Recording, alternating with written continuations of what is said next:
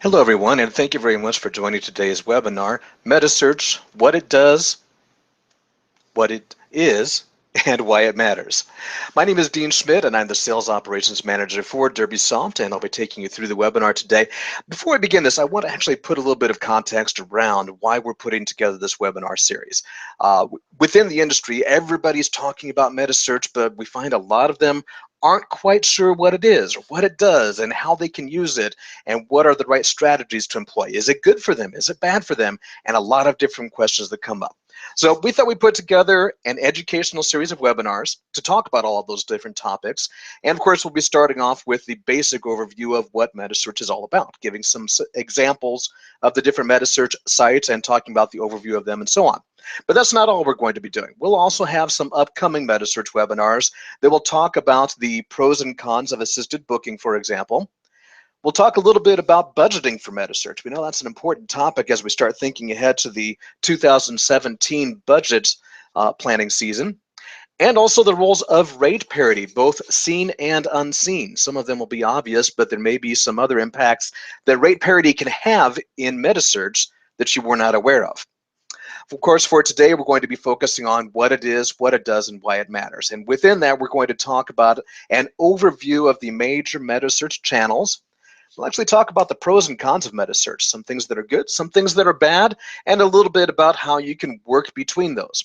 And that leads into the discussion of different key performance indicators that should be considered when you're looking at your Metasearch campaign. As we go through the webinar today, I welcome any questions that you may have. You'll find that there is a chat window within the webinar jam that you can use to type in any messages. Although I'm not looking at those during the live presentation, I will check them at the end to make sure that we've covered any unanswered topics. One of the best things actually is if you are watching this as a recorded webinar later on, you will see that within Webinar Jam there's a function where you can actually enter a question in from the recording. I will actually get those by email and be able to respond to you directly and answer any questions you may have at a later time. So with that, let's begin. So first of all, what is Metasearch and why do I care? Well, Metasearch takes on a lot of different flavors and a lot of different channels depending upon what part of the world that you are in. Anything from Google to TripAdvisor to Kayak, sites like Trivago and WeGo, just to name a few. We'll talk about all of these here in a little bit more detail, but as you can see, this is an ever-growing list of different channels that have Metasearch capabilities on their sites. These are the 5 major ones, but by no means are they the only ones. We'll show some examples of a few others here in just a moment. But let's start off by talking about Google. Especially for North American audience, Google is one of the primary Metasearch channels that we deal with. However, when we think about this in a global perspective, it may not be. We'll see that TripAdvisor here in just a moment globally has a stronger presence, and even when you get into markets such as China, for example, because of the Great Chinese Firewall, Google is not present in those markets. But talking specifically about Google, when we look at a Google search result, this is what we're used to seeing. Now, in this particular example, I've searched for a specific hotel, in this case, the Hyatt Regency Chicago. Now, for a decade and more, digital marketing managers have been very experienced in optimizing the left-hand side of the screen. We see our branded search term, we have our paid AdWords, our Google AdWords section, pay-per-click, and we have our organic search engine optimization, or SEO. I want to go back to that term, AdWords, because this is one part where we find that we have a lot of confusion out there because Google AdWords are not the same thing as Google Hotel Ads. They sound very similar and they certainly are related in many ways, but they are 2 completely different things. For our purposes, when we talk about Google Hotel Ads in the Metasearch space, we're talking about everything you see over here on the right-hand side. Now, here's why this is really important. As we mentioned a moment ago, as a digital marketing manager, you've optimized that left-hand side of the screen, spent tens of thousands of dollars over the past years making sure that you own your branded search terms. And yet, over here on the right-hand side of the screen is this prominent ad featured by Google, which in this particular case does include the HyattRegency.com's own website booking link. But imagine if it didn't. So now you've got Booking.com there on the top. Let's say we've got Hotels.com on the bottom, and maybe an extended list of several more, Hotwire, Travelocity, and what have you. So now you've optimized the left-hand side of the screen and completely left out everything on the right, and now it's being farmed out with your branded search terms to the online travel agencies. So that's an important message that we want to make sure we understand when we think about this from a digital marketing perspective. Now, in that example, I was looking for a specific hotel by name, but that's not the only way that people search. People may also search for hotels in Chicago, for example. And when you do that, you're greeted by what they call the local universal 3-pack. Now, this starts getting into the Google Maps channel, one of the sub-channels within Google. And it's important to understand for a moment how and why Google comes up with this. First of all, the why. Google realizes that as a traveler, we have lots of choices. Google also realizes that choices make it difficult for us to choose. There's actually an entire book and a TED Talks presentation by a gentleman named Barry Schwartz called The Paradox of Choice that talks about this very dilemma. And Google understands this. So in order to make sure that they give me the fastest path to what I'm looking for, Google knows that I, Dean, am typically searching for this type of hotel in this market, or maybe I've looked for a particular hotel in the past. Because of that, they're going to serve up the most relevant results up front. Now, their definition of relevant results, again, are based upon my search history, but also based upon a lot of the content that you have within your Google My Business page. Things such as the ratings from your reviews, very important. Things such as the marketing text, the photos, the videos, the description. How good is this rate compared to what it may have been at another time? And all of these different things come together, really very similar to TripAdvisor popularity rankings, if you're familiar with those. We'll talk about them in just a minute as well. But Google following a very similar presentation model. They want to present those top 3 hotels that you as a consumer are most likely to click on. Why? Because Google gets paid when you click. They want you to click. Now, of course, 3 hotels isn't only enough. Isn't always enough. So you do have the ability to click on more hotels and expand this into an expanded maps listing that now will feature more hotels, but you notice it still doesn't feature every hotel. So even with this, it is still giving me an abbreviated listing of the key properties that Google thinks I'm most likely to click on. Eventually, as we get to our hotel, in this case, the Hyatt Regency Chicago, and I click on that, now within that hotel, we're getting into the Metasearch point of sale. So that's very important to understand. The point of sale for Metasearch doesn't take place until you are inside an individual property. The first screen that we saw, the first 2 screens actually, where we're looking at the Google Maps page, the order that those hotels are listed in is not determined by your Metasearch bidding. It is determined more by the content, the ratings, reviews, and so on that you have on your Google My Business page. So very important to be aware of that. Now, also a key point of difference here. When we talked about the Google Local Universal, where somebody was searching for your branded search term, to be fair, that's somebody that was already looking for you, right? So in that example, we're not so much looking at a new customer. Instead, we're looking at market shift. Do I want that customer to book through an online travel agency, or do I want them to book through my website directly? Now, when we get into this maps area, now the consumer's looking at many hotels. They're not looking just at your property. So in this example, it oftentimes will be what we consider to be a new consumer, a new user, who was not looking exclusively for your hotel. So that's an opportunity to capture that new customer. And that's what makes it very attractive to a lot of the OTAs as well, the Booking.coms, the Expedias, and so on. It can make it a more expensive channel when we look at the cost per click, and it can have a lower conversion rate because they may not have been looking for you in the first place. They may not have already had as much intent as if they were looking for you by name. With that, let's go ahead and move over here to TripAdvisor next. We've got 20 minutes for our presentation today, so I want to make sure we keep on moving.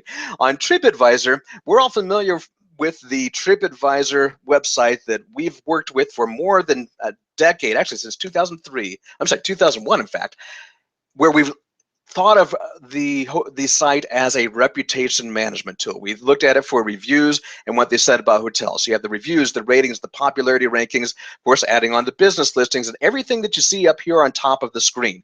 This property being ranked 13 of 27 hotels in Pismo Beach, for example.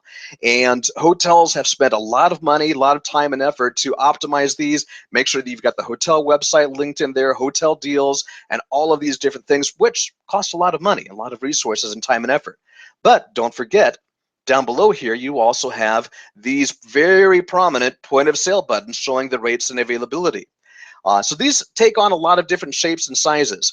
TripAdvisor has a number of ways that they will display this, anything from what you see here, where they've got the lowest priced hotel coming up at the top of the list, By the way, that's not always the case. Sometimes you'll see a hotel with a higher price up on top. And you'll also notice below that a little bit is the TripAdvisor with Booking.com. That's what we call the instant booking click choice that we have on TripAdvisor. Then we also have another example, and this is what TripAdvisor will also refer to as their single chevron view. So in this example, you see that this is the site What If that came up at a rate of $75. By the way, that's at a different hotel. But it's coming up as the premier link to click on. It's up there in that top spot with the prime real estate. Now, there's some advantages to this because obviously you get to have that visibility. You get that prime positioning, you get the impressions, you get the clicks, you get the traffic, and hopefully most likely get the booking as well. There are some disadvantages. One of them being the fact that you do get the most traffic. Now, that sounds odd, right? But the fact is that some of the people that click on here are shoppers. Not everybody's coming in here to book. So if you are the prominent listing in here, what that means is now you're probably also going to get all of those shoppers that are coming through. So it may sound ironic, but the fact of the matter is you actually need to be able to share that space a little bit with some of the other OTA, whether it be OTA sites, brand direct sites, and so on, so that those shoppers can get distributed a little bit more. The other thing that you have to be aware of is that it's not cheap. In order to get that single chevron positioning, you A, have to have the lowest rate, so equal to or lower than the lowest rate, and B, you do have to pay a significantly higher cost per click. They won't tell you exactly what that threshold is, but it does become somewhat cost prohibitive in many cases, especially if the ADR, or in other words, the return that you're getting off of it, in this case is $75 per night. Is that going to be a profitable return on ad spend for you? Maybe, maybe not. So some things that definitely want to make sure you consider when you're looking at your campaigns on there. Okay, next up we're going to talk about Kayak. So Kayak presents a large number of booking options, which can really be beneficial to the consumer, but it does have a little bit of a disadvantage in the fact that as a hotelier now, I have to get a lot of impressions to get the clicks. My click-through rate becomes very low. Why? Well, quite simply because if we look on this screen here, in the middle section, we've got about 15 options. On the right-hand section there, we've got 6, 8, 9 options, or 7 options. You click 5 more to get an expanded listing of those. And even down below, before the screen cuts off here, I've got 4 options. So just on this screen alone, we've got potentially 25 different places that we could click to book a reservation. Now, some of these are duplicated, so I see the hotel's representation come in here in more than one spot, and that's great, but still, it's 1 of 25 or maybe 2 of 25. There's multiple options. Again, great for consumer, maybe not as great for the hotelier. So what Kayak does is they start off with a flat CPC called their core bids, and then they give the option to bid for a higher or better positioning, what they call their Bob bidding. And with that, you can get behind the call to action button where it says view deal, for example. Little secret, you can also get that good positioning by having great rate parity, which we'll talk about in one of the later presentations. But that's one of the ways to get into the top spot on Kayak, as well as many of the other sites that we talk about here today.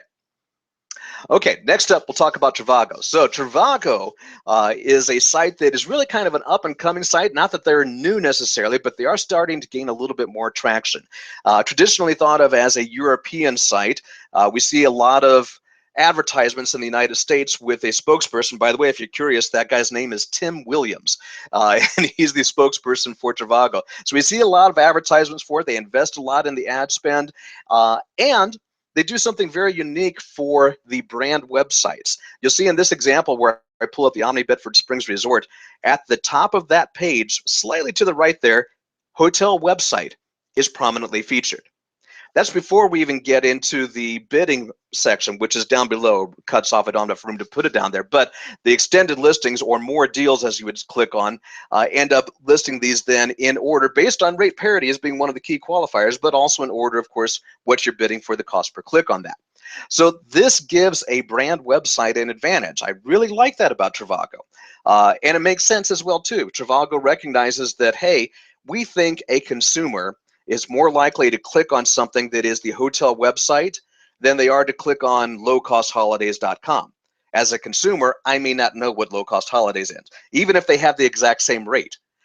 I'm more likely to click on something that is trusted, that I feel comfortable with. And just like everybody else, Trivago wants you, the customer, to click. They want to get that transaction to come through there. Okay, last but not least, we're also going to talk about WeGo. So WeGo is one of these sites that people don't talk about a lot, at least not in the United States, because it doesn't drive a lot of traffic here, but is one of the most underappreciated sites, perhaps, in terms of Metasearch channels that are out there. WeGo is now a bidding model. In the past, they've just been a flat CPC, but it is a key channel for your Asia-Pacific travelers. That's one of the reasons that we really like it, and that we see that it can drive a lot of very good traffic to your hotels, even in North America. Now, while it's not going to compare in volume next to the Googles and the TripAdvisors of the world, let's face it, a person doesn't come all the way from an Asian market to Dallas, Texas to stay for a one-night stay, unless maybe they're just a layover at the airport. More often than not, if they're making that type of a trip, they're staying for an extended duration. This is a trip for them. This is someplace they're going. That's why, of course, everybody is marketing to Asian travelers right now. We see a lot of press coverage talking about that. This is one good way of doing it as well. Like many of the other sites, they're also very interested in rate parity. This particular example has everybody at exactly the same rate. And of course, there are many, many others. Here's just a sampling of some of the key ones that we see out there: Skyscanner, Tunar.com, Roomkey, TripReviewer.com, and Hipmunk. We could spend a long time talking about all of these. In the interest of keeping it under time, though, we don't want to do that. So moving on, though, I want to talk about a little bit of a comparison and what we're seeing in year-over-year data, just to give you some perspective on what we're seeing with Metasearch. So in the first 6 months of 2015, we saw a cost per click at about $3.58. This is across tens of thousands of hotels that we have within the DerbySoft database. That had a conversion rate of an 8.25%, resulting in a return on ad spend of a 9.2 to 1. Fantastic. Now, first 6 months of 2016, we've seen a few changes. Our average cost per click has actually gone down a little bit to $2.99. However, our conversion rate has also gone down just a little bit, resulting in the return on ad spend overall coming down to about an 8.5 to 1. Still really good numbers. And of course, many hotels higher, many hotels lower. That's the average between a very large data set. But that's important to be aware of because it allows us to see some of the trends that are going on in the industry. Now, having said that, let's talk a little bit about some of the pros and cons of Metasearch. There's some good and some bad. And let's just take an apple to our teacher for a moment and let's look at some math. All right, so if we have a price at $3 per click at a 10% conversion rate, that means we need to have 10 clicks to get a booking. That works out to being about a $3 cost per click, or $30. So in that particular example, if my hotel room rate is $30 per night for my ADR and I have a one-night stay, that's a 100% cost of sale. By way of comparison, if my room rate is $500 per night and a two-night stay for $1,000 total, that's a 3% cost of sale. Not so bad. So a huge difference between those. Now, it may seem obvious that you go, oh, well, obviously that $500 a night hotel is the one that is going to be right for the right candidate for Metasearch in this example. Well, but wait. There's more. So one of the first things we have to realize is that that $30 per night hotel probably has higher than a 10% conversion rate, believe it or not. Metasearch is a very spontaneous booking channel. By way of comparison, that $500 per night hotel probably has a lower conversion rate, so they may not be at 10%. So those numbers don't always match up just exactly like that. So let's talk about why Metasearch works well. First and foremost, more qualified leads. These are people who are already aware of the rates and availability. As a digital marketing manager, we know that's the #1 drop-off point when we talk about the sales cycle through our website. We know that Metasearch is desktop driven but has a mobile mentality. People want it to be quick, they want it to be easy. They want it to have a very efficient booking process, nothing that gets in the way. We see that the volume, however, comes off of desktop. We also see that campaign stacking will show that Meta is often a search point. You know, we hear these stories about the average traveler searching 18 different sites or more before they make a booking decision. So it's not always the last one, but it's usually one of those points. So let's talk about what sort of things get in the way. So when we look at an example here, we see that the higher ADR hotels do have less spontaneity and the longer sales cycle. We know that, we talked about that. And we know that rate parity becomes very transparent to the consumer. So if the rates are a little bit off, that's one of those things that can come into play.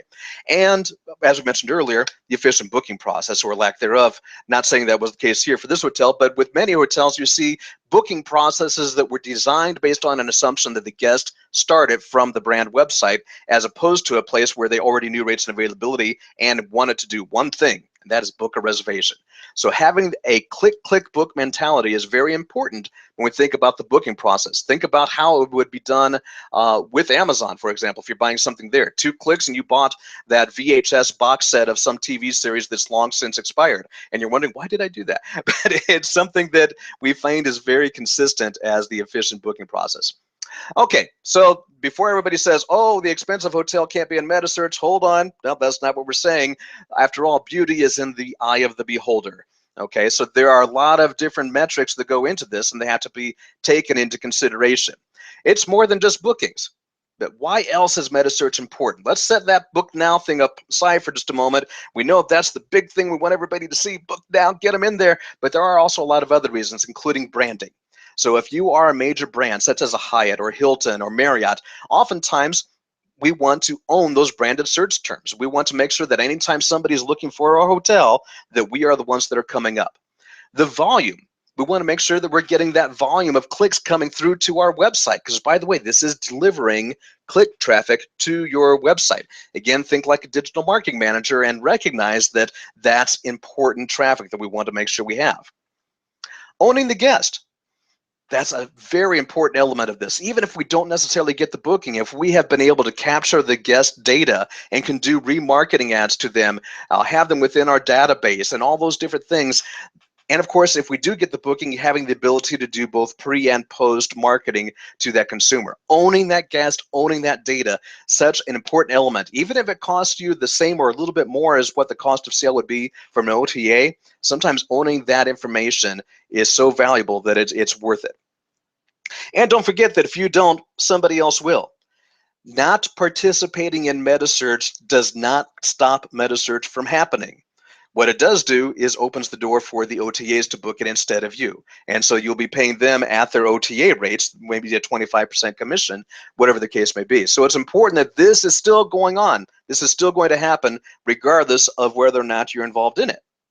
Now, I often also get a question about, if I'm an independent hotel, can I play too? I want to raise my hand. Yes, I want to play. And the answer is yes, you certainly can. You, in fact, have an advantage in oftentimes having more flexibility in some of your rate strategies. There are, of course, some challenges with that, including the ARI, which stands for Available Rates and Inventory, the feed for that, your budgets, and, of course, resources to manage the campaigns. So I'm just putting that out there because that is something to think about. We've got a 20-minute timeline today, and we're about right at that. So that's something that we'll cover in more depth, actually, in some of our other webinars.